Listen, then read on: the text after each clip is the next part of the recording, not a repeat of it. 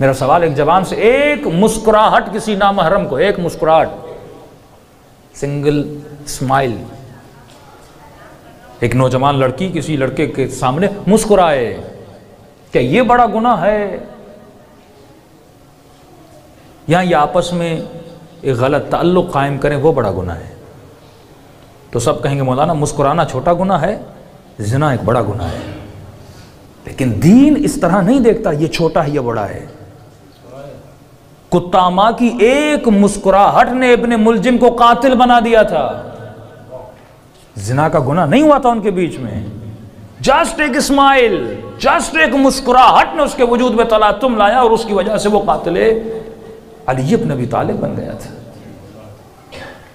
تو کبھی کبھی ایک چھوٹی سی تمہاری عادت تمہیں شیطان بنا دیتی ہے، تمہاری نگاہوں میں وہ چھوٹی ہے لیکن کل جا کے وہ بڑی بن جاتی ہے۔ وہ زبیر جو دفاع علی بن ابی طالب پہ تلوار اٹھاتا ہے، جس کے لیے فرمایا کہ بہت قریب تھا کہ زبیر من اہل البیت بن جاتا۔ زبیر کا مقام کم نہیں ہے، پھوپھی کا بیٹا ہے امیر المومنین کی، لیکن امام فرماتے ہیں، یہ قرآن کی آیت ہے جو میں کل وقت ملا تو پڑھوں گا، فرمایا اپنے بیٹے کی وجہ سے دشمن اہل بیت بن چکا تھا، اپنی اولاد کی وجہ سے۔ یہی چھوٹی چھوٹی چیزیں ہیں۔ خلیفہ ثانی کے زمانے میں اس پہ 5 مجالس انشاءاللہ کبھی زندگی رہی تو پڑھوں گا، وہ کون سے اصحاب تھے کہ جن کو خلیفہ ثانی کے زمانے میں، جناب عمر کے زمانے میں سب سے زیادہ دولت ملی، جن میں ایک شمار جناب زبیر کا ہے۔ عربی زبان میں لفظ ملین نہیں ہے، یہ جو ملین ہم کہتے ہیں نا، 1 ملین 1 ملین، ملین نہیں ہے، لیکن جب زبیر دنیا سے جاتا ہے اس کی اتنی دولت تھی کہ الف الف الف کہہ رہے تھے، یعنی ملین عربوں کو کہنا نہیں آ رہا تھا، لیکن گنے تو کیسے گنے؟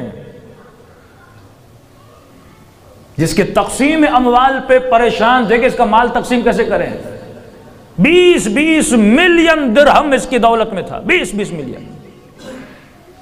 وہ لوگ جن کے پاس پہننے کے لیے کپڑے نہیں تھے، اسلام کے آنے کے بعد اتنی دولت،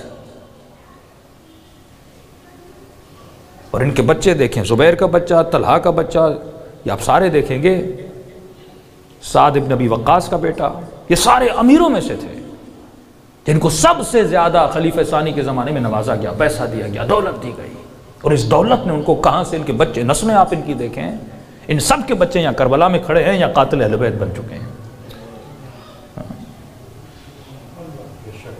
تو قرآن میں اعلیٰ علیین کا درجہ بھی ہے، اسفل السافلین کا درجہ بھی ہے۔ یہ تمہارا اپنا کردار ہے کہ تو اعلیٰ علیین میں جاتا ہے یا اسفل السافلین میں جاتا ہے۔ اللہ کسی کو بلینک چیک نہیں دیتا کہ تو علی کا بیٹا ہے تو تمہیں بلینک چیک ہے، تو صحابی کا بیٹا نہیں۔ ان اکرمکم عند اللہ اتقاکم، تو اپنے چناو سے جنتی بنتا ہے۔ یہاں کوئی رشتہ داری چل رہی ہے کہ فلاں صحابی ہے، فلاں صحابی کا بیٹا ہے، نہیں۔ تمہیں تاریخ کے اوراق میں یہ دیکھنا ہے، اور یہ کیسی سوچ ہے کہ یہ باتیں ممبر سے نہ کی جائیں، مشاجرات صحابہ نہ پڑھ، کیوں نہ پڑھے جائیں؟